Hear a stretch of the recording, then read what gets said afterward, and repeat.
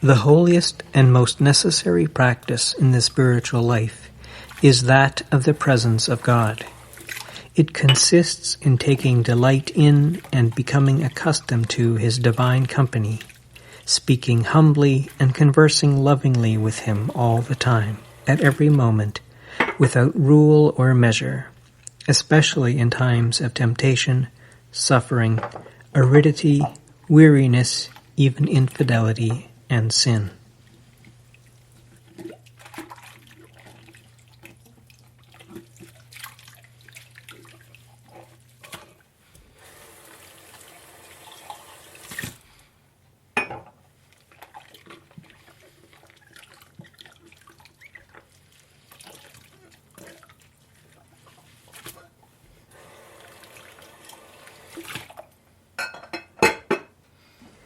We must continually apply ourselves so that all our actions become a kind of brief conversation with God, not in a contrived manner, but coming from the purity and simplicity of our hearts.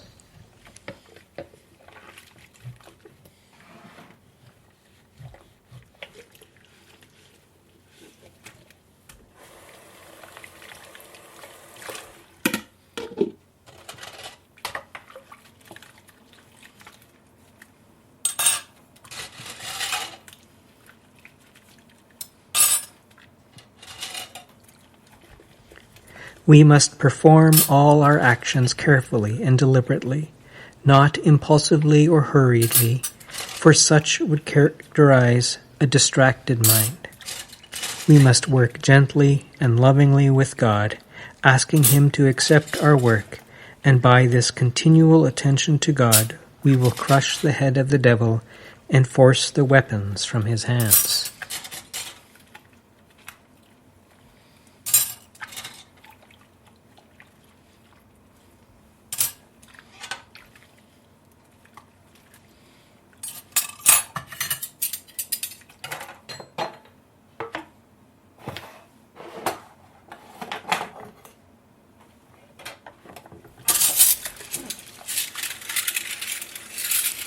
During our work and other activities, even during our reading, no matter how spiritual, and even during our religious exercises and vocal prayers, we must stop for a moment, as often as possible, to adore God in the depths of our hearts, to savor Him even though in passing, and on the sly, to praise Him, to ask for help, to offer Him our hearts, and to thank Him. Nothing is more pleasing to God than for us to turn away from all creatures many times throughout the day, to withdraw and adore Him present within. We can offer God no greater evidence of our fidelity than by frequently renouncing and scorning creatures in order to enjoy their Creator for a moment. This exercise gradually destroys the self-love only found among creatures. Turning to God frequently rids us of self-love without even realizing it.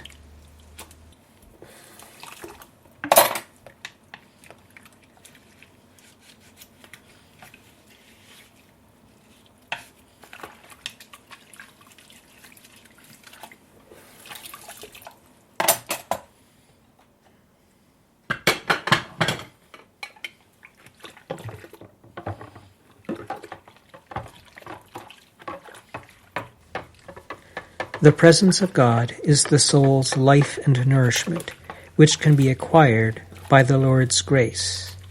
Here are the means: a great purity of life, keeping constant guard not to do, say, or think anything that might displease God, and when something like that happens, to humbly ask Him pardon and do penance for it.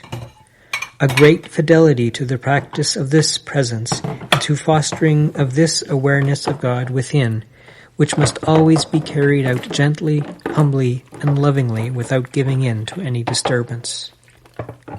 We must take special care that this inner awareness precedes our activities somewhat, that it accompanies them from time to time, and that we complete all of them in the same way. We must not get discouraged when we forget this holy practice, for all that is needed is to calmly take it up again. Once the habit is formed, we will find contentment in everything else.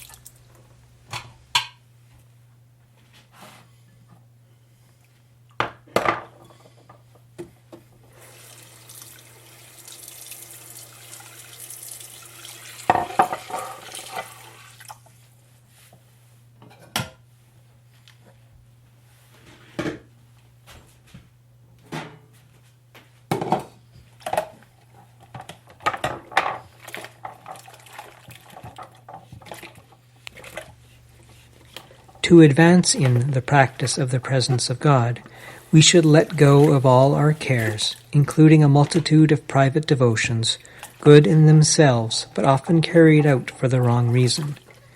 For these devotions are nothing more than the means to arrive at the end.